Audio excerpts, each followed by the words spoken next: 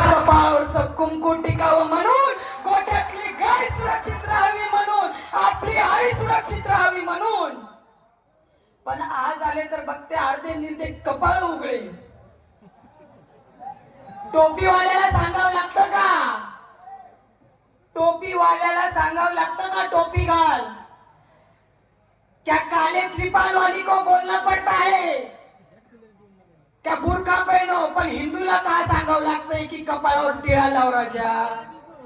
पोरींना काय सांगावं लागतं? अरे बाई कपाळ मोकळं नको सोडू. आजकाल तर दोन दोन लेकरांच्या माया पण कपाळ उघडं ठेवून फिरतात. आता बऱ्याच माझ्या आजी बसलेल्या आहेत इथं, आई बसलेल्या आहेत. म्हणतात पहिलं जेवढा कुंकू मोठा तेवढं नवऱ्याचं आयुष्य मोठं असतं असं म्हणतात. पण आज तर बाया कुंकूच लावत नाही, टिकलीच लावत नाही. ह्याच्यामुळेच हे लव जिहाद वाढलेला आहे. लव जिहाद म्हणजे काय कोणाला माहिती आहे? जरा हातवरी करा महिलांमध्ये. कोणाला माहिती नाहीये. पण आज खरंच ही लाजिरवाणी गोष्ट आहे की आपल्या आया बहिणींना, आपल्या माऊलींना शिला की जवानी मुन्नी बदनाम हो गई, कुंडी मत खटकाओ राजा, सीधा अंदर रहो राजा. ह्या गोष्टी माहिती आहेत, हे गाणे माहिती आहे, पाहुणे जेवला काय हे माहिती आहे, सगळ्या गोष्टी माहिती आहेत. पण आपल्या माऊलीला माहिती नाही की लव जिहाद म्हणजे काय.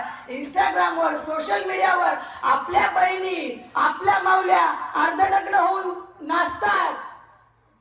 हे आपली येणारी पिढी, हे आपल्या येणाऱ्या पिढीला आपण शिकवायचं का?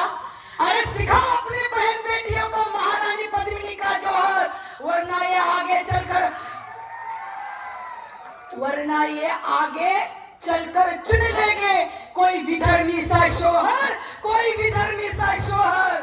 आज आतापासूनच धर्म, संस्कृती, बलिदान हे काय आहे आपल्या माऊलींना, आपल्या बहिणींना शिकवलं नाही तर आज 25-30% मुली लव जिहादाचा शिकार होऊन त्या विधर्मी लोकांमध्ये जात आहे.